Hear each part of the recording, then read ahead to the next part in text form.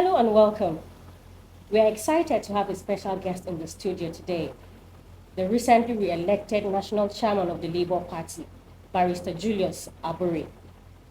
Today we would explore his health and well-being, controversies within the party, some serious accusations of financial mismanagement, the decisions that shape the party, and how the obedient movement is changing Nigeria's political landscape. From his challenges to successes, we are here to find out more about his journey, the style of leadership, and what plans he has for the Labour Party.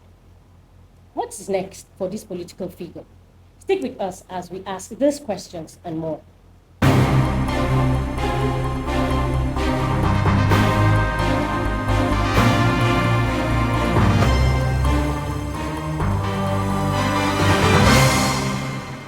You're welcome, sir. Thank you so much. I am happy to be with you on this exciting edition. Thank you. First, I would again like to congratulate you on your re-election as the national chairman of the Labour Party, and also sympathize with you on the recent fire incidents in your house. I mean, really sympathize with you. We at West Africa Weekly. Thank you so much. Okay, we'll go right into it. The fire was described as mysterious. What do you think? What exactly was behind the fire incident? And do you think someone was behind it? Well, in Nigeria, anything is possible. A lot of people who came to the house have various impressions about the fire incident. Some perceived that it was masterminded. Some said it was mysterious. Some said it was an assassination attempt. All kinds of stories associated with the fire incident. Obviously, because of the way the fire gutted in the house at night while we were sleeping, and it took the grace of God for us to be out of the house. We were trapped in the house, in the house upstairs. The staircase was on fire. Part of the surrounding of the building was on fire, and it became extremely difficult for us to come out of it. But we thank God that we were able to come out of the fire. However it is, the bottom line is that we came out alive. We give glory to God that we are alive. My family is alive. For me, that is most important. What is most important is that we survived it. All the plans of those who may have been responsible, whatever may have been responsible, have all been defeated because the major objective of the fire incident was not achieved. And for me, once the objective is not achieved, once they have failed in their pursuit, then every other thing is secondary. Actually. Well, we thank God that you were all safe and you're here today. So we would like to know, how did your journey into politics begin? I mean, there has been so many issues around, and you've been quiet for such a long time. I'm interested. I want to know how, and I'm sure a lot of people will be interested to know, how did your political journey begin, and even up to being the national chairman of the Labour Party?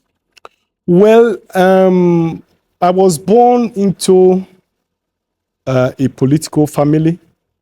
My parents were of the Action Group and the UPN then. And as a young child, I stumbled into Awolowo's book. My parents usually, after meetings, will bring home most of the books written by Awolowo. And I took interest in reading those books.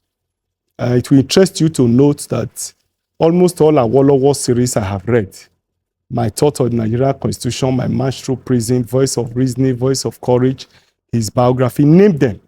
I've practically gone through all of them. And so as a young boy that was growing up, I already had a mindset, probably a biased mindset, of how a country should be. You will agree that the Awolowo philosophy was centered around welfareism, around socialism, and the need for government resources to be used for the well-being of the people. And so that informed my upbringing. And growing up, when some of these issues were not playing out, I had that sense of the fact that something was missing. And therefore, That's missing in you? in me and in the society generally. Okay. And so I had my part in the unionism. I was a member and indeed state chairman of Post and Telecommunications Employees. I was in the NLC, and it was from there, when the Labour Party was formed, I was a founding member of the party in Edo. Oh, really? I became the first Assistant State Secretary of Edo in 2002, 2003. And then in 2006, I became the State Secretary. I held that position for a while and then became the Deputy National Secretary of the party in 2014. In 2015, when the National Secretary, Kayode Ajulo, resigned, I took over as the National Secretary of the party. I was re-elected as National Secretary of the party in 2019. And in 2020, December, the National Chairman of the party died. The Constitution provides that the Deputy Chairman shall act. And so the Deputy Chairman acted for a period of 3 months, after which we organized the National Executive Council meeting, because by provision of our Constitution, it is the National Executive Council of the party, NEC, that has the power to fill vacancies when it occurs in between national conventions. And so we called NEC in March 2021, where it was unanimously agreed that given my background, given my experiences, given my sagacity, I should assume the office of the national chairman of the party. And that was how I assumed the office. I inherited a party that was battered, bad image. No politician, I'm waiting to be contradicted, was willing before my assumption of office to come to Labour Party to run office, apparently because of the way the party was led by previous leaders. First, I decided to launder the image of the party. I decided to reposition it for effective performance, apparently because of my background from Awolowo School of Thought. Awolowo believes that the soul of democracy is opposition, that you cannot have strong democracy, strong institutions in a democratic setting without strong and vibrant opposition political party. So my thought was that even if I'm not going to be in government, I'll provide an alternative platform for Nigerians. I'll provide an alternative platform for the people and the many Nigerians who could not find their feet in other political parties. I put my resources on the line because apparently there was no money in the party. The party was owed salary for more than 1 year. You can go and verify, as Peter Obi will say. Our policemen were not paid salaries. Our rents, we could not pay rent. The landlord is there, like Kester Investment was our landlord. We're owing 3 years rent. So I inherited that kind of party. And immediately I decided to launder in the image of the party. My first assignment as national chairman was the Anambra State governorship election. I decided that I was going to use it to launder the image of the party and use it to showcase the party. And for those people who followed the Anambra campaign, Labour Party Anambra Guba campaign, will agree that it was one of the best. Though our candidate in that election, because he was a candidate to beat, was kidnapped until today is not found. That was why it will appear as if we didn't make very strong impact in Anambra State. But we campaigned till the end of the election and participated in it effectively. And I'm sure it was one of those outings that Peter Obi identified the party and subsequently probably decided to run under the image, under the party. I must say here clearly that a party leadership without dignity, without integrity, without transparency will not run the kind of campaign that we ran. and will not attract the kind of politicians that were attracted before the 2023 general election. It was because Peter Obi saw the dignity in the party, saw the activities of the party, saw the credibility of the leadership of the party. That was what attracted Peter Obi and several other politicians to the party. Alex Otti was attracted to the party. Alex Otti even joined the party before Peter Obi joined, a month before Peter Obi joined. And several other groups joined us, a group like NC Front, and several other groups joined the party. And the party was strategically positioned to be the third force, strategically. And I'm sure that was what attracted Peter Obi to join the party. And when Peter Obi joined the party, it became the icing of the cake. And a lot of Nigerians saw the alternative. And I must say clearly that we didn't disappoint Nigerians in the electionary campaign. We went everywhere. We provided an alternative sacrificially. Money was not the driving force. And I must say that very clearly. And we repositioned the party. And today, whether people try to undermine what we have done or not, in the annals of the politics of Nigeria, we have made a tremendous impact. What happened with the 2023 general election under my leadership has never happened over the years. What can only be akin to what happened in the 2023 general election is what happened with Hope 1993, when Abiola ran for the president of the country. And we provided that leadership, provided an alternative platform. And I must say that even today, under my leadership, Labour Party is the major opposition political party in Nigeria. However you look at it, we have remained consistent. We have sustained the momentum. We have continued to speak for the voiceless in Nigeria. We have continued to agitate. We have continued to raise issues that we ought to raise. And we have indeed provided an alternative platform to the people. So this is in summary my journey in politics and and where we are today. So I'm sure that a lot of people will poke holes into what you just said now, particularly regarding the obedient movement and the impact it made to the party in the 2023 general elections. But we'll get to that. Did you envisage that your political journey would be this turbulent? Just quickly. Well, what I've said initially, I do not want to undermine the support that the obedient movement gave to the party. Obedient movement became a bedrock of the movement. Today, Labour Party would not have been what it is if not for the obedient movement.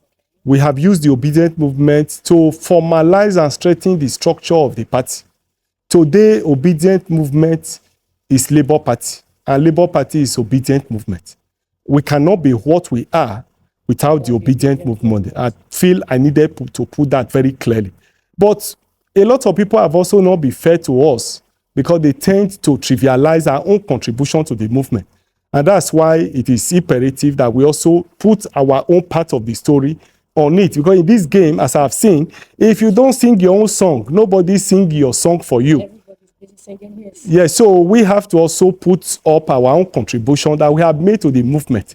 I'm sure that it was not a carcass. If it was a carcass, it wouldn't have got to the level it got to.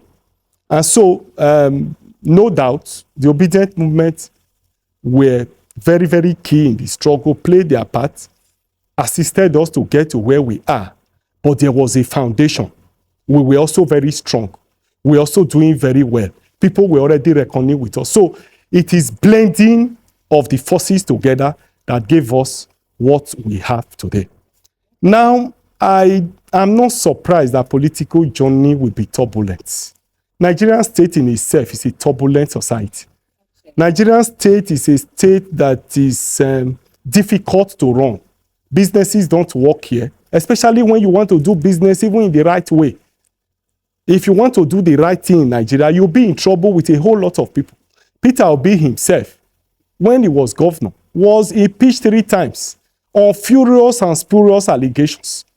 It took Peter Obi 3, 4, 5 years to come back as governor of Anambra State. So as an opposition leader, I didn't expect that it will be a bed of roses. And of course, there is no freedom fighter who have had it easy. Go through history. Nelson Mandela was in prison for 27 years. Even President Olusegun Obasanjo was from prison to become president. A lot of freedom fighters.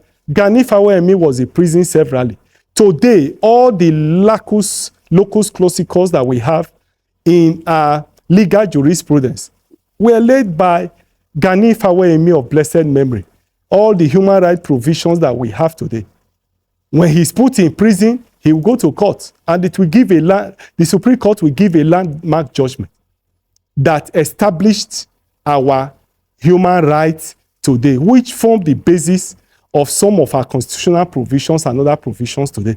So freedom fighters obviously don't have it easy. So as an opposition leader or as a leader of Labour Party that is a major opposition political party in Nigeria, I wasn't expecting that it would be easy.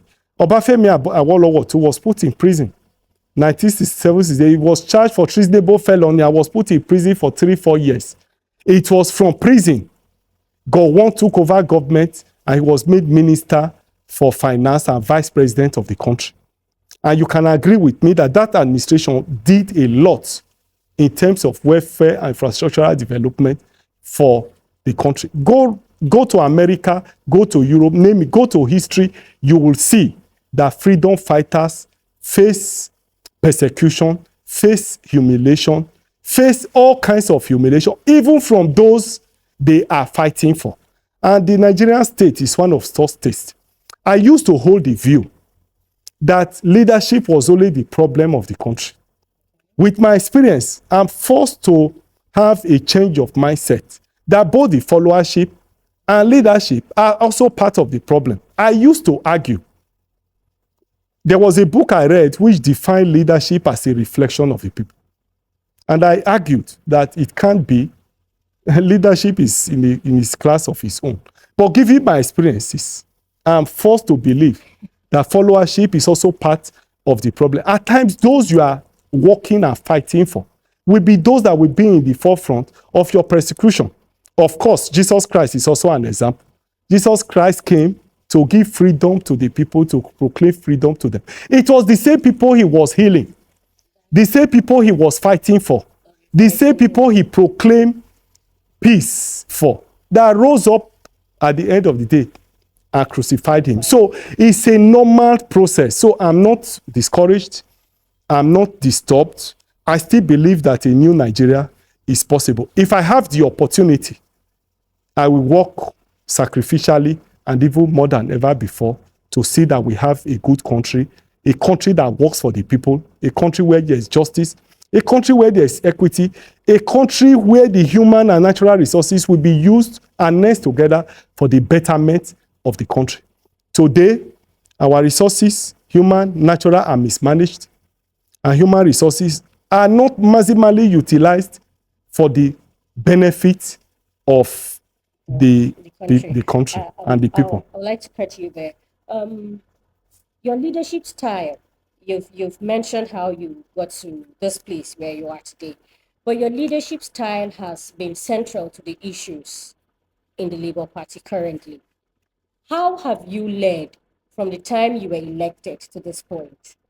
Well, the leadership style would obviously not be comfortable for people who are dubious, people who cut corners, people who want to continue in their old ways. Obviously, will not find a place. And I can assure you that if Peter Obi had won as president, he would have faced a lot of crises, even from the National Assembly and from all other places, because his leadership style and his ways of doing things would have been different from what people are used to. In this part of the world, people are used to corrupt practices, people are used to stealing money, people are used to embezzling money, people have all kinds of way of doing things. And once you depart from it, a lot of people begin to chastise you. And I'm sure that was why Peter Obi was impeached 3 times when he was governor of the state. So it's not about the leadership style. It's about the fact that people do not want a change in the country. And I believe strongly that if we are saying we want a new Nigeria, we want to change the country, it should start from us as leaders of the party. I should be a catalyst as the national chairman of the party to change the way the party was being run before. I have told you that this party was a party that could not pay salaries, could not pay rent, could not fuel his vehicles, could not pay his personnel. But when I took over the leadership of the party, I maximally managed the resources of the party. Today, nobody talks about salary payment in the office. It's taken for granted. All these press conferences that you see, we have cases in court. They are all taken for granted out of prudent management of resources. But here we are, where some people want you to bring the money and share and leave press statement. Chairman, leave press conference. Chairman, the press conference are too much. Bring the money, let's share. That's the challenges we have. And it's not related to Labour Party alone. It's related to every segment of the society. So it's not about the leadership style. If it's about the fact that Nigerians and a lot of people in position need to change our attitude to offices, our behavior to governance, our attitude to leadership. And you will agree too that when you try to change leadership and bring new things, when you bring new ideas, you face a lot of turbulence, a lot of trouble in the place. But we are happy that the party is weeding off bad eggs within the party.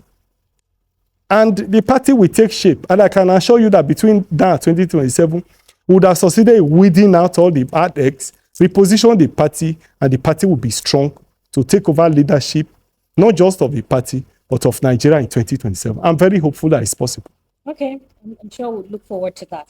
The recent party convention came and made a lot of drama. And one of them is the agitation by the NLC to take over the leadership of the party. And also allegations of you running the party like a personal business. And also many accusations, and also the legality of the convention itself. How were those issues resolved to have you re-elected as the chairman again? Well, like I have tried to put here, people who do or who follow the law, in most cases, are those who are vilified. Ask yourself, what is the role of NLC in calling for a convention? Is it the responsibility of NLC to call for the national convention of a political party? There is a constitution. The constitution of the party is clear as to who has the powers to call for the convention. If you look at the provision of our constitution, the constitution provides the national secretary of the party shall cause to be issued notices of meeting of national convention, National Executive Council, the National Working Committee, in consultation and approval of the national chairman of the party. So it is the responsibility of the national secretary to issue notice for meeting in consultation with the national chairman of the party. INEC guidelines provide that the national chairman and national secretary of the party must issue notices for such convention. You know, in arriving at the legality of whatever you do, you take into account the party constitution, you take into account the Electoral Act, you take into account INEC guideline, you take into account the 1999 constitution, and then you'll be able to, whatever you situate around this, will show whether what you have done is legal or not. So that notice was issued in December. The notice to have national convention was issued in December. We gave 3 months notice to INEC. And of course, the issue of calling a national convention did not start as at when we called that convention. You recall that the tenure of the working committee expired in June 2023. And the National Executive Council meeting, National Executive Council has the power to determine the date of national convention. They have the power to shift it. They have the power to extend the tenure if for any reason it will not be held. And so in April 2023, after the general election, there was a NEC meeting that was held in Asaba. And the NEC section reviewed the political atmosphere in the country, vis-a-vis the fact that we were in court in the election petition, and there were several other cases in court. And so the National Executive Council resolved that we should have extension of 1 year in office. And the NEC mandated the National Working Committee to put machinery in place that within the 1 year, they can call for the convention. And so the news was all over the place. The NLC itself had argued before this convention. In fact, they wrote to INEC, and I will give you the letter so that you can publish it, where they complained that we didn't call the National Convention as at when due. There was a letter written by NLC to INEC complaining that we have not called for National Convention. INEC replied and wrote to us, attaching the letter to us. And we explained to INEC all the nitty-gritty involved in it. And we promised that we're going to call the National Convention. So it was a conversation that was all over the party. All stakeholders were aware. Majority, all those who were in the party were all aware. And so in December, INEC was to carry out verification of political parties. And Labour Party was the rest. Part of the challenge we had with INEC verification was that we needed to give notice for the National Convention. And everybody was aware, and we issued that notice. And we started making preparation towards the National Convention. But of course, you know, it has to do with huge finances. You have to source for the funding. You have to do all documentation. You have to write all the reports. You must make preparations. There are a lot of administrative work that will be involved in that process. And so those processes were on, and majority of people were involved in it. But let me tell you, what played out was politics. People were interested in one thing or the other. They were jostling. All the blackmail that you see were all political. So, to sound more seriously, the convention was in line with the constitution of the party. It was in line with the Electoral Act because notices were issued. If you look at Section 82 of the Electoral Act, Section 82, subsection 1 provides, and I will read, every registered political party shall give the commission at least 21 days notice of any convention, congresses, conference, or meeting convened for the purpose of merger and electing members of its executive committees and other governing bodies, or nominating candidates for any of the elective offices specified under this act. Section 2 of it provides, the commission may, with or without prior notice to the political party, attend and observe any convention, congresses, conference, or meeting which is convened by a political party for that purpose. So the two provisions here, what is compulsory is that you must give notice. And that notice we gave in December. And we gave the notice again for a change of venue in March or February. And when we changed the venue again, we gave another notice. So we gave 3 notices to INEC. Were they present? INEC was not present, but it's not compulsory that they will be present. That INEC was not present does not invalidate the convention. And the provision is here. I will enjoy you to read it. Read. For the want of time. Yes, but let me read it again. Okay. The commission may, it's optional, may, it's not compulsory. The first one, every registered political party shall, compulsory. Okay. Compulsory, yes. Number 2, the commission may. So it is not compulsory that INEC will be present in the convention. But you all fulfill the shall part. We have fulfilled all the requisite conditions. Okay. Talking about the... And I'm sure that's why there's no controversy about the leadership of the party. I'm the national chairman of the party. And there's no other one. I've just concluded primaries in Ondo. INEC was present. And several other activities. Talking about the Constitution, what is the logic behind the setting of 2 years paid membership before, as a condition, yes, as a condition for members to participate to contest for a position in the office. Because the Constitution said the National Youth Executive Council set the rules for the convention. Was that done to exclude a set of people in running for office under the party? It was not intended to exclude people from running offices in the party. Every organization has its own standard, has its own rules, has its own guideline. And therefore, for us, the National Executive Council felt that for you to aspire to the office of any national office, you must have some requisite experience. Peter Obi has taught us, you want to lead the people, tell us where you are coming from. You must have a history of where you are coming from.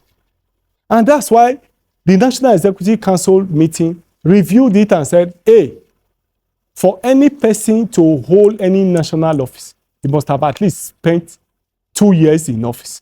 If you are employed in the civil service, you don't become a director overnight. You must go through level 4, level 5, level 6, and move through the ranks. I've just given you my history of where I've been coming from. I've spent 21 years in the party. And that's why no matter how they fight me in the party, I know the party. I know the rudiment because I rose from the ranks. But so there was no intention to exclude anybody. But let me come in here. But it was the guideline that was followed, propagated, or proposed by the National Executive Council. Because the Constitution gives the power to the National Executive Council to... But the same Constitution also gives the power to the youth, the National Youth Executive Council as well, to set up the regulations for the convention. National Youth. The National Youth Executive Council. No, there's nothing like the National Executive Council, NEC. Okay. So NEC. The youth wing of the party do not have any role to play in... The youth is subordinate to the party. Okay, let me educate you. We have organs of the party. We have the convention, which is the highest. You have the National Executive Council. You have the National Working Committee. You have state councils, which also has its organ. You have those national working, you have state working committee and all others. These are the main organs of the party. Every other body falls within that category. And that's the problem we'll be having.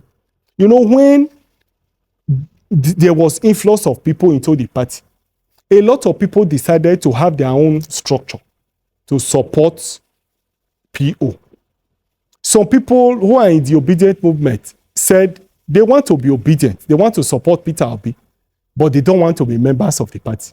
So a lot of people who are hanging in the corner are actually not within the structure of the party. And that's why we have continued to appeal that you need to register fully and be part of the structure of the party. I wouldn't want to reduce this argument to mentioning groups and names. There are still some people, some groups, some support groups who supported PO and have continued to maintain a parallel structure to the structure of the party. It does not work that way. Every structure, every group, by now, who want to be part of the party, should dismantle their structure and belong to the structure of the party, so that once we give instruction, it trickles down. Everybody gets to know. But if you are not within the structure of the party, you are national president of coalition for support for this. You run your own structure down to the unit and ward level. You are obviously not within the structure of the party. And so once we give instruction at the level down to the state, down to local government, and down to the ward, you don't expect us to come to your bedroom to come and tell you when you are not within the structure of the party. So that is the challenge we have. And I want to use this opportunity to appeal to those who have not joined the party to join us. Those who still maintain their structure who still have several WhatsApp groups and are still running it parallel to the party structure should dismantle them and join the party structure. They should go to the ward, register in their ward. Registration of the party. Party membership is not at the national level.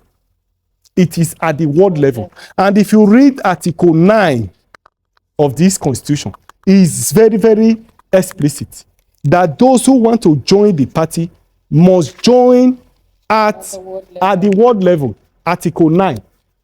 I can read it for you, but for want of time, we know that for it's every clear. political party. Yes, but in Labour Party, everybody is a big man in Labour Party.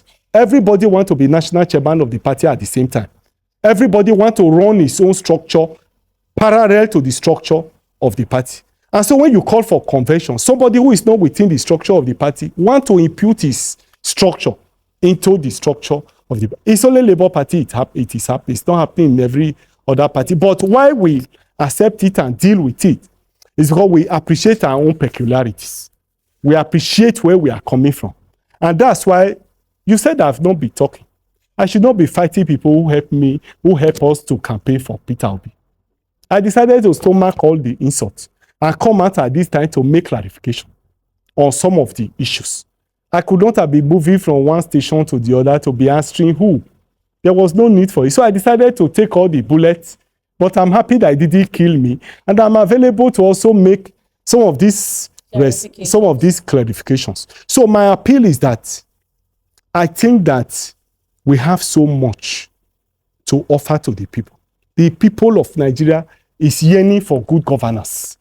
The people of Nigeria are suffering in the midst of plenty. Today, minimum wage is 30,000 naira. 30,000 naira. A bag of rice is almost 80-something thousand naira per bag. A tuber of yam today, if you don't have 3,000, 4,000, you can't buy a tuber of yam. So you can see the harrowing experiences that Nigerians are going through. Barrister Julius Abure is not the problem of the country. It's not the problem of the party. I think that all these energies, NLC, all these groups participating in fighting the party, we should harness it together. We should be united. And channel it towards a common enemy. And the common enemy is the political oligarchy in Nigeria that have captured the country and is in their pocket. They are in all political parties. Political oligarchy, they are in all political parties. They are in APC, they are in Labour. Even in Labour now, I'm afraid that we may also have some of them in there. And I think those are the common enemy who have captured power, held it, put it in their pocket, siphon resources that is meant for the people, and they are keeping it for their fifth and sixth generations yet unborn. Those people are the problem. I'm not the one. I'm also a comrade. I'm one of you. A commoner. You should team up with me. Strengthen the party, belong to the party, support the leadership so that we can have a better outing in capturing power in subsequent elections, so that we can do things differently. I feel that if we do things differently, our people will be the ultimate beneficiary of it. So there have been grave allegations of misappropriation of funds in the party, particularly about the 2023 elections. The treasurer, Ms. Oluchi Opara, claimed that over 3.5 billion naira in sales of forms and donations for the 2023 general elections cannot be accounted for. And the presidential candidate, Peter Obi, also calls for an investigation into the allegations. How do you respond to those? Well, I think I need to put the issue straight. I alluded to this when I started this journey, that obviously people who are dubious, people want to cut corners, people want to continue in the old ways, will usually make the loudest noise. I will give you a forensic audit report of 2017, where Mrs. Oluchi stole the party resources into personal accounts and was sharing with the then leadership of the party. I will not speak much on that because the document itself we speak. In law, we say repsisa loquitur. The facts speaks for themselves. So when you see that document, I will urge you, and I'm going to release that document to you. I'm sure that you'll be the first to release that document. The document has been in the archive of the party because we didn't see the reason to destroy young people who were just coming. We felt that we should caution ourselves, forgive ourselves, and then move on for people to change. When you read that document, it will speak for itself. But let me say this. Oluchi has been treasurer of the party since 2014. Ask her, where is her financial records from 2014 that she took over office to 2020 and 2021? Ask her. Number two, I say it here without a fear of contradiction, that I'm the first national chairman of the party to have accounting records. And I will urge you to go to the office. Find time. I will take you there today if it's possible. When I took over the leadership of the party, there was no records, no accounting principles. Money ended up in the pocket of the national chairman of the party and the national treasurer. And when I took over the leadership of the party, I concluded that I was not going to run the party in that way. What did I do? I recruited an auditor to give us an accounting policy, because you must have a policy that you follow that will create checks and balances and internal financial internal control. And the auditor developed an accounting policy for us. I signed that policy and it became a binding document for us. I proceeded to establish the accounting department of the party. As we speak today, I have an accountant in the office. We then proceeded to procure all the books. Initially, money was spent from the party without vouchers, without application, without due process. I procured all the accounting books, cash books, accounting books, vouchers, and everything. And so if you want money in the party, you apply for it. It is the responsibility, if you look at the constitution, it is the responsibility of national secretary to generate expenditure to the national chairman. It is the responsibility of the national chairman to approve. And then it goes to the accounting department, who will raise the voucher, and the payment is made and the money is signed off. That is the procedure I created. And money was no longer ending up in the pockets of people. All payments go to party accounts. I want to challenge any person who has paid money to personal account to come out and say so. And I can give you instances of several people before I took over office who paid money to people's personal account. Like I said, documents do not lie. That forensic audit of 2017, I'll give you to read. I urge you to tweet it. Let Obedient read it and form an opinion. And let's see who is not transparent here. So we created that department, and some people were not comfortable with it because it was no longer business as usual. People could not steal party money as usual. As I speak with you, all the expenditures so far carried out are vouchered, there are applications, it followed due process, and they are all well documented.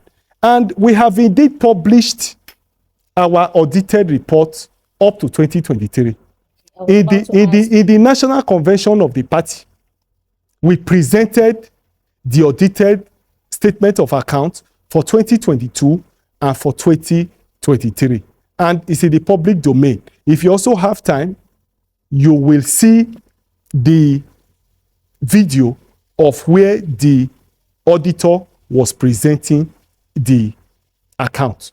And I'm still expecting Peter Obi to send his auditor to the office. I'm expecting him till now. He has not sent his auditors to the office. But I'm sure that Peter Obi may have just made that statement to calm frail nerves. Probably. Because Peter Obi is aware of the finances of the party. The financial records of the party I took to Peter Obi in his hotel room and handed over to him. And he gave a clean slate to it. But you know, Peter Obi is a father to everybody. Who doesn't want tension or anything. But I challenge everybody in the party. Peter Obi inclusive, and several others, that I'm still expecting the auditors to come. I have not seen any. I'm waiting for the auditors to come. The books are there. The accounting department is ready. No auditor has been appointed by anybody to come and audit the account. If they are ready to audit it, the account books are there, and it's even a public document. We have submitted our audited report for 2022 to INEC. The one for 2023, part of it was submitted to INEC because the election was conducted in 2023. And therefore, election expenses results for 2023 has been presented to INEC. Our audited statement of account for 2023 is ready, but INEC have not called for it, so we've not submitted it. And I want to say here clearly that Labour Party is the only party that have prepared its audited report for 2023. So now, I need to make it very clear that the party did not receive 3.5 billion. The party did not receive that. What the party received, including the money for campaign, was 2.1 billion. Close to that. I'm not very good in figures. For 2022, nomination of form, donation, and everything was 600 and something million. 2022. For 2023, because of Bayelsa, Kogi, and Imo, the total sale of form was about 500 and something. So the total money for that period was around 1.3 billion. When PO was running his campaign, PO decided that he would not give money directly to the campaign organization. So he was giving us 100 million for the campaign council, and he gave us that money 7 times. The money comes to the account and moves to the campaign council. And so that amounted to about 700 million. So that's why all the total money received amounted to 2.1. Yes, it's not up to 2.1. It's about approximately 2.1. So that is the total money that was received. I challenge Oluchi to bring her records. I have records. I've showed you records. I've showed you that document. I will transfer others to you. Challenge her to bring her records. She has none. She doesn't have the records. Let her present any records that she has. So I say it in my honor, authoritatively, that what we got in the party was 2.1 billion, and all the records are available in the office. How the money was expended, what is left, they are all available in the office. And I want to say clearly that I take the credit as the first national chairman of the party to have such records. There is no other one in the office. I established. Today I have an account. I have everything in the office. Accountability. Those who are fair to me will tell you that it's true. That we have an accounting running in the office. She also alleged that she was not carried along she was not allowed to carry out her functions and other things. I showed in my interview with her eyes, I showed checks that she co-signed with me as national treasurer of the party. Even recently, before the crisis, I showed those documents on Arise Television. They are not here with me. They are in the vehicle, though. If you want copies of it, I can give you sample of it where she co-signed checks with me. And let me say this. Embezzlement in a political party cannot take place with one person. The national chairman does not sign check alone. It is either the chairman is a signatory but must co-sign with one person. The national chairman must co-sign checks with the national treasurer or with the national secretary for money to come out. So for people to say Abure has embezzled money, will tell you the height of vilification they were giving to me. I can't sign checks alone. I must sign with the secretary or with the treasurer herself. And I can tell you that from 2021, I was running those accounts with the national treasurer of the party. Ms. Opara herself. Herself. And I challenge you. These days, journalists don't do investigative journalism. It is whatever you are told that you take. And I want to say that if we must change our ways of doing things, it should start from ourselves. It should even start from journalism. Those days in the program of Frank Olize, if you say somebody killed somebody, he won't believe you. Will carry his camera to the grave. He will go and find out what play out. Carry your camera. Go to our banks. Go and investigate these accounts. You will see those who signed those checks and those. But today, Opera will come to the television. She's giving audience. She says anything. Any charlatan goes to the television, says anything. So we are all part of the problem the country is having. And that's why I say that your change in the country should start from you, should start from me. I've started it in Labour Party. Start it with your journalism. Start it as a journalist. Start it in your own office. Stop interviewing people who give you fake stories. And you know what? Although Romeo and Julius said it by William Shakespeare, that bad news travel more than good news. Today, we believe in sensational stories. It is the bad news that we carry more. It is the one people will be posting. Even where there is a rejoinder, people will not post the rejoinder, they will post the negative one. So it's a food for thought. I'm not criticizing any person, but I feel that the country is not working well and that we all have a collective responsibility to build the country and make it work. And it should start with us. We cannot be criticizing the president when you're in your beats. You are not playing your part. Your camera, you are not using it the way you ought to use it. I'm not doing my own bit. And we are pointing accusing finger at those on top. Start the change from you. We should be catalysts. I should be a catalyst in my office. You too, as a journalist, should be a catalyst in your office. What I'm saying, in effect, is that some of these things that you say were also created by the media, even where they know the truth. Well, at least whoever comes to them, they carry their story. With, yes, investigative stories and following the story to the end. But I'd like to know what was the thought process behind suspending Ms. Opara?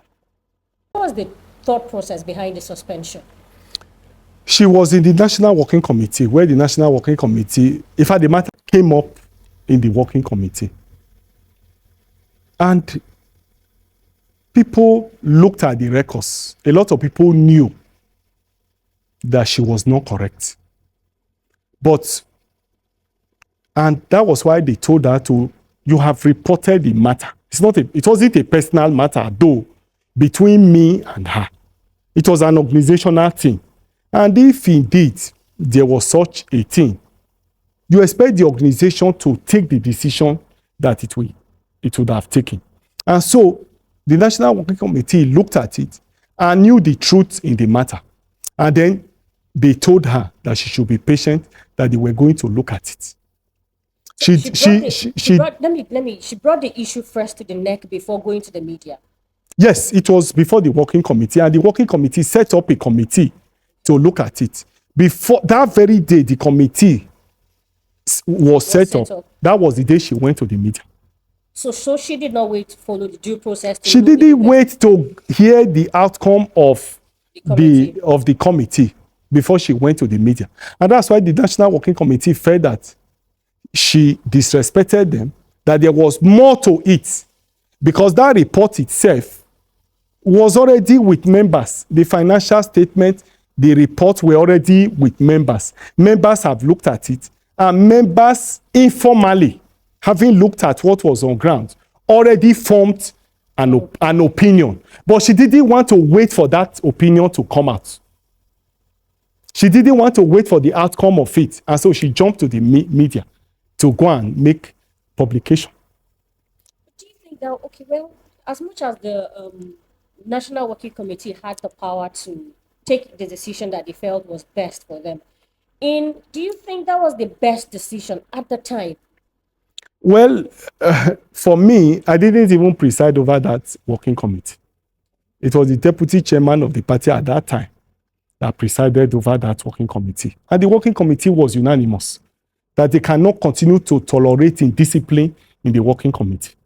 The National Working Committee felt very bad. That's why she didn't get anybody from the working committee. You can imagine a committee of more than 15 people. She's alone in it. She's a loner in it. All working committee members have agreed and approved that document that there was no financial misappropriation, that she was being mischievous and dubious. The working committee is explicit. They are aware of it. They are very clear about it. And that's why she was alone. Okay. Nobody followed her in the working committee. The working committee is still available. Go and meet members of the working committee and they will tell you that she's a nuisance. Okay, I'm sure we'll get to follow up on this because this is an ongoing conversation that will go on. No, But it's better you do it early because time is running. Me, I won't have time for this again. So gather your team, go to the office, National Working Committee. If you want to even see them tomorrow, I'll make them available to you. And we even urge you that we go to the office today. You see the account department, you see the office, you see all the bank statements. You don't falsify bank statements. Bank statements are there, you can't falsify them. It is from the bank statement the accountant generates all the income, and then we do approval for all the approvals, and they are there in the office. Everybody is aware of it, is there is the office. I'm still waiting for PO to bring his auditor to come and audit the account because that's the report I'm waiting for. I've already sued Oluchi, but I'm going to take more action. I'm just waiting for PO to bring the auditor. Let me have a report from him, and then I will take action on my own, personally. Okay. Earlier you mentioned the significance of the obedient movement Yes. in the Labour Party. But some people have questioned the discordance between what the Labour Party stands for and what the obedient movement signifies. Can you enlighten Nigerians on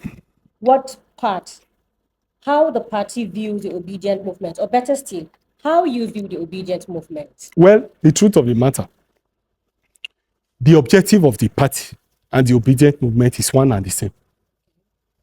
We are all in quest of good governance, of a proactive government, a government that will work for the people, a government that will bring good governance to the people, a government that will provide infrastructure, a government that will be sensitive to the yearnings and aspirations of the people, a listening president, a president that will have compassion, a president that will have dignity, a country that cares for its people.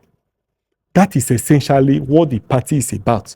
And that's why the logo of the party are human beings in a wheel. We believe strongly that the party is about the people.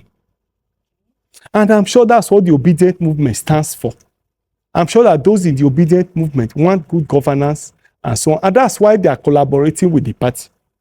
And I want to say here that some of the obedient movement is being infiltrated by some people who is pushing some funds to some people within it to begin to orchestrate misinformation within the obedient movement. I need to make that very, very clear. And that's why the obedient movement need to be wary of a lot of the information that they have. And I want to say here that it's not in my place to be mentioning those names, but to forewarn that the information that we get is what they need to filter, need to look at critically before we begin to run with some of those information. So the Labour Party, like I said before, became stronger with the advent of the obedient movement. And let me tell you, when the obedient movement came in May, June, July 2023, the leadership of the party decided to annex them. We moved around the country and integrated all those obedient who wanted to be part of the party, who want to be members of the party, into the party structure. I can tell you today strongly that Labour Party structure is strong in various states. It's as a result of the fact that we incorporated the obedient movement in the structure of the party. As I speak with you today, a lot of ward chairmen, local government chairmen, and some state chairmen, and even National Working Committee are members of the obedient movement. They are part and parcel of it. The little challenge we have is with some of those obedient who said they just want to support Peter Obi without joining the party. And some others who are big men, so to speak, who still run their structure parallel to the structure of the party. That we are having Other than the obedient movement. Well, you cannot completely separate them. It's even difficult to even define the obedient movement and everything. You can wake up today and say you're obedient. Because a lot of people who started that obedient movement, a lot of them today may not even call themselves the obedient. A lot of people have also come in and described themselves as obedient movement. So what I'm saying in effect is that there are still some support groups who still maintain their identity, they still maintain their name, they are still existing, and we think it should not be. That we should put all our energy, let them join the party fully, collapse all their structure, put it in the party, and we all navigate together and work towards it. So I have a very peaceful perception of the obedient movement. I like their energy, I like the strength, I like the agility, I like the confrontation, but I think that we need to moderate it so that we don't tailor the energy in a negative sense. Okay, I like to think that I could support the presidential candidate or a particular candidate in a party without being a member of the party. I don't see that as a problem. I don't know if you as a national if you don't see it as a problem, then when the party call for convention and you are not invited, don't complain. Okay. If there is largesse for party members and then you are not a member of the party, you just want to support a particular candidate, you want to remain in the comfort of your zone, you are not a card-carrying member of the party, you are a member of the obedient, you want to support PO, you want to support any candidate of your choice in any party that you like. Then when Labour Party takes a decision to go to Kano or Sokoto or Sambisa Forest for its convention, then you don't complain that you are not part of it. You don't even say that we have no responsibility to even inform you of it because you are not a member of the party. Because those who have rights and obligations in the party are those who are members of the party. So if you are obedient and you are not a member of the party, you are not a card-carrying member of the party, you don't expect us to come to your bedroom to tell you that there's a convention or that the national chairman is going. No, you don't expect benefits from the party because, of course, you are not part and parcel of it. And I think we need to make that very clear because this is where a lot of us have been getting it wrong. Like I explained the issue of the National Convention. There is no member of the party who is complaining who is within the structure of the party. A lot of those who are complaining are those who probably is outside the structure of the party or those who... Anyway, let me end it here. Okay. In February, the Edo State Police Command arrested you and accused you of murder and possession of firearm. What really led to that arrest? Well, let me put it first that cases of murder are not bailable. Okay. So if indeed there was murder or anything, I spent like 12 hours in the police station and I was out. What played out in Edo was pure politics. Pure politics in Edo. Part of my party members were involved in it. There were infiltration from outside too. Who didn't want me to play the role I ought to play? To get probably to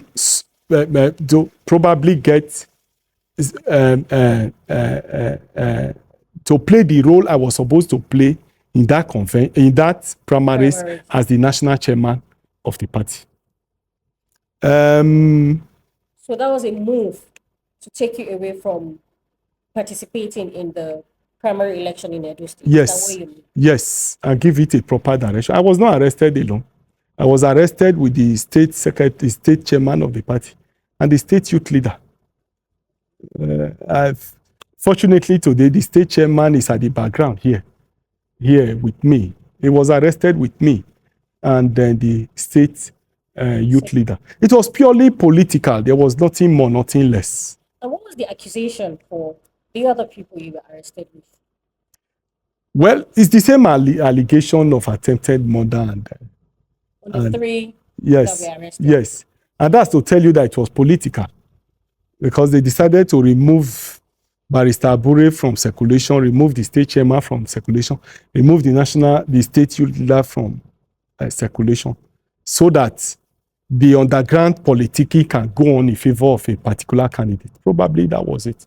So, but it's all part of the storm, part of the politics. And for me, everybody in the party they are all my children. So whatever they have done to me, I've taken it with a pinch of salt. My desire is to see how we can win election in Edo. And so I will support the candidate in Edo, work hard to see that the party is victorious in the Edo election.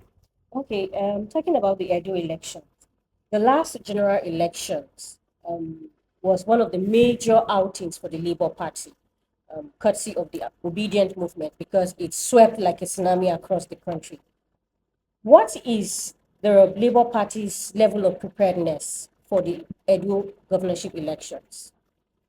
Well, I must say that those of them in the state, as at now, will be in the best position to answer that question. I'm still expecting the leadership at the state level and the candidate itself to come up with their program. As we speak, the candidates and the party at the state is yet to bring their program of events. They are yet to bring a proposal before us for us to synchronize with our own diary, because we have to be part of that campaign. I'm sure that PO and Alice Oti, who are the main leaders of the party, including myself, will have to be in that campaign train. So I'm expecting them to come with their campaign program, and then we synchronize it with the diary of the party and our leaders in the party, and will therefore be able to come with a very solid program. As of today, we are yet to get that proposal from the state and from the candidate himself. And so we are sure that very soon, when they bring that, we'll be able to put our proposal on ground and run. How soon is very soon? Because in politics, from now to September is really a short time. And I'm sure that a lot of people are looking forward, have their eyes on what particularly the Labour Party is going to be, because it's going to also be a projection for 2027. This is going to be like a litmus test. So how soon is very soon? Well, let me tell you. Before the advent of the 2022 Electoral Act, electioneering campaign was 3 months. This time is 6 months. And we've just concluded the formality of documentation. And so, while I may not speak for them, I expect that in the shortest possible time, let me not say very soon, in the shortest possible time, because I'm not within their schedule. I don't know the schedule of the candidate. The chairman has not briefed me of his schedule. And therefore, for me to answer assertively, time frame may be very difficult for me to do. And that's why you see me trying to be careful the way I put it. So I'm very sure that in the shortest possible time, they will come up with a comprehensive program for their campaign. We'll make our inputs, get input from Peter Obi, get input from the governor. We synchronize it together and hit the ground running in Edo. But I'm sure that you could see some campaign already in Edo. I'm sure that you saw the chairman, you saw the candidate of the party with obedient in a fitness match. Yes. I'm sure you saw it. So the campaign have started. And they have been doing a lot of work on the ground. Like I said before, campaign is what you do door to door. Your neighbors in your house and so on. So I believe that the party in the state have been doing so much. You just want the official one. You know, we Nigerians are used to the customary way of doing this. So campaign is on, and people are campaigning. I'm very sure of that. A lot of work have been going on. And so, like I said, if they bring the comprehensive campaign program, we'll make our inputs and then we'll be able to speak on it authoritatively. Okay. There are allegations that the National Working Committee or you and the network, you and the Executive Council are supporting the PDP candidate or working for the government. What do you say to? Well, I'm not aware of that allegation that we are working for the government. I've not heard it. I've not seen it anywhere. But let me say it here, loud and clear, as my policemen will usually say. I can't work for any other party. My loyalty is to the Labour Party. And there are issues you should dismiss when you hear it, even you journalists. Somebody will tell you that as national chairman of the party, work for which government? The government have criticized, even in this interview, even in the course of this interview, you've seen my criticism of the government in power. You've heard my comment here about PDP and APC. Serious criticism here. So this same me, who is in the forefront of criticizing them, will go and work for who? What will they give me? I'm not a hungry person. Well, I'm actually doing what a journalist should do because I heard the allegation and I'm asking you. And I've answered you. So I'm also doing my job. So I've answered you. So this is what a journalist should do. Thank you. So moving away from the challenges in the party and all of that, the recent party convention marked the beginning of a new leadership for you. Yes. And what are some of the plans you have for the party? Peter Obi discussed wider consultations to unify and resolve issues within the party.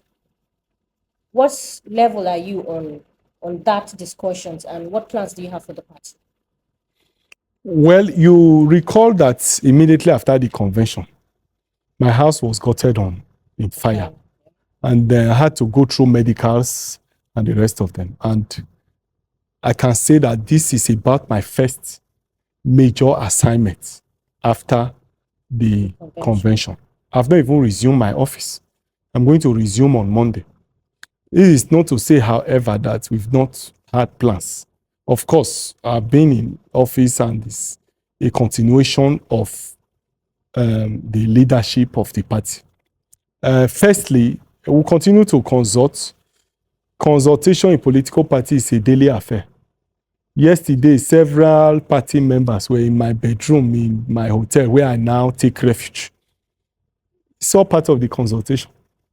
Peter Obi was in Canada, has been in UK, was in United States. They are all part of the consultation. A lot of House of Assembly members were in my hotel room last night, and some party officials. They are all part of the consultation. So consultation is a normal thing, normal language in the political space. But I can assure you that whatever perceived differences you may have seen was purely political. So having concluded the convention, and people have seen that there is no vacancy, we are now together. I can say so. Probably one or two. Those one or two, we can still reach out and we resolve and be together. We cannot afford to be divided at this time because I think that expectations from us by Nigerians is very high. Very high. And I believe that the ambition of one person to be national chairman or national secretary of the party is the aspiration of Nigerians is bigger than any aspiration that we may have within the party. So I enjoin everybody in the party to be patriotic, to think of Nigeria first, think of the party first, and let's put ourselves together, work in the interest of the party, promote it, reduce the negative publicity about the party, and let's fight the common enemy, like I said before. Okay. We need to put all our energies together.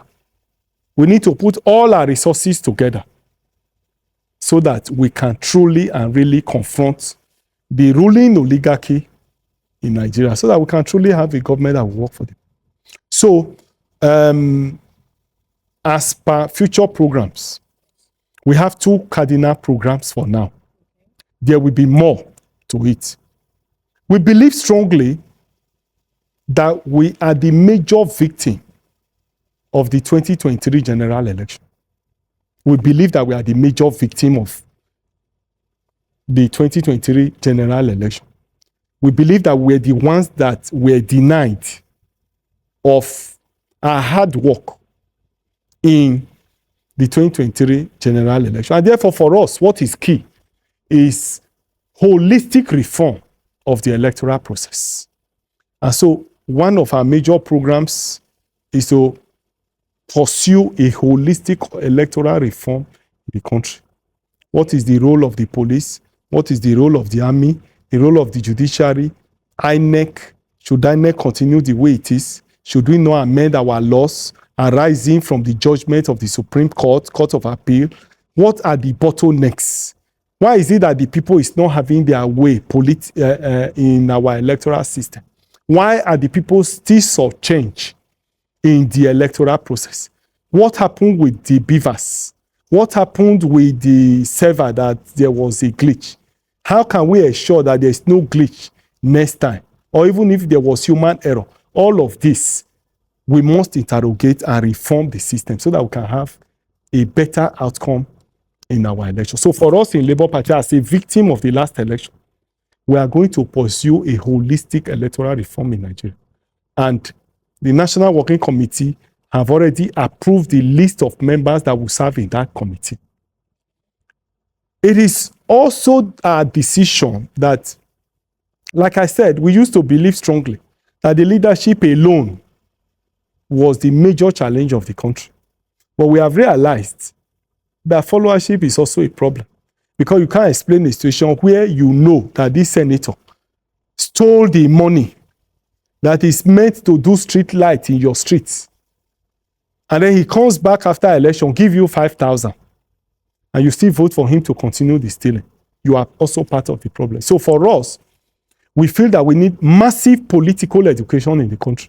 And so the second cardinal program is that Labour Party will pursue vigorously political education of the country. We are going to do town hall meetings. We are going to print leaflets. We are going to do all kinds of literature. We are going to engage the citizens' participation. We are going to ensure that we engage the citizens, educate them, get their buy-in on variety of issues. And I'm sure that if we're able to do that between now and the next 2-3 years, we may be able to change the mind of some people. Because I feel strongly that our people need reorientation for us to have a better electoral outcome. If our people continue in their current mindset, it may just be a recurring decimal. So I think that the people themselves need reformation of their conscience, need a change of attitude. And as a political party, we have that responsibility to educate, to enlighten, and to carry out campaign such education. So Labour Party will pursue that. We are also going to pursue capacity building for Labour Party officials. Labour Party officials at state level, local government level, the world level, we are going to build their capacity such that they will be strong to be able to confront any situation at any level of the party. And several other programs that we have. This is our intention to strengthen the party. Strengthen the party, build our orientation, have a formidable team of people who are convinced about the party. We want to build a followership that is fanatical, that will believe in the party and pursue its policies and programs. Yes, for the good of the people. We don't want to build membership that can be swayed by money. Who today they are in APC, tomorrow they are in PDP, next tomorrow they are forming a different party. No, we want to have membership that will believe in the party and will remain in the party come rain, come sunshine. And so we think that we can do all of this. Okay, what can you say about the Labour Party's chances of winning at least a state in the next round of election, talking about Edo, Ondo, and Anambra State? What are the chances of the Labour Party, and what are you doing differently to secure victory, seeing what happened in 2023? Well, in Edo, for instance, Edo is on course, as you can see. Okay. A lot of people generally believe that Edo is the headquarters of obedient movement. It is our intention to translate that to success. In the last general election, we scored 79% in Edo State. I'm sure that if we all work together, we may be able to also achieve that in the Goba election. So we are hopeful, we are determined. Like I said, when the party structure in the state and the candidate brings their program, be able to look at it and then go to the field and canvass for votes. Ultimately, it is the people of Edo that will determine who becomes the governor of the state. Whatever you do as a political party, ultimately, it is the people that determines what plays out at the end of the day. For Anambra, we are also hopeful because we believe that PO is from Anambra. And we are very sure and hopeful too, though the timetable for Anambra is not out. But when it's out and we're able to do what we need to do with the right candidates, with the right zoning, and putting all other variables in place, all other factors in place, I'm sure that we'll also be able to get one or two governors in this off-cycle election. So I'm very hopeful that the future is bright for the party. Okay, so in closing, Peter Obi and Governor Alex Oti of Abia State were endorsed as presidential and governorship candidate come 2027. And 2027 is a couple of years away from now. What does the party think, or what will happen to the people who would become interested in those positions eventually, since these two are endorsed already? What becomes of those who are later interested? Well, the issue here is equally clear. It is only a convention that can vary the decision of another convention. And the party constitution is clear that a presidential candidate will be nominated in a convention. So obviously, what the party has done is to give them the right of the right to contest. This is to say, if there are others who are also interested in contesting, anyway, I believe strongly that when we get to that time, we may be able to cross the bridge. But as of today, the convention has made that pronouncement, and I'm sure that when we get there, we'll be able to deal with the issues when they arise. Okay, we'll keep our fingers crossed for that time then. Thank you very much for joining us to do this today. I'm sure that this conversation is an ongoing one, and we wish you well in your future endeavors. Thank you so much. It's nice having you here nice today. having you too. Thank you so much. Okay, you just heard from the man himself, Barrister Julius Abure, the Labour Party National Chairman. And thank you for doing this with us. Till I come your way again next time, I am Palma Gopoi of West African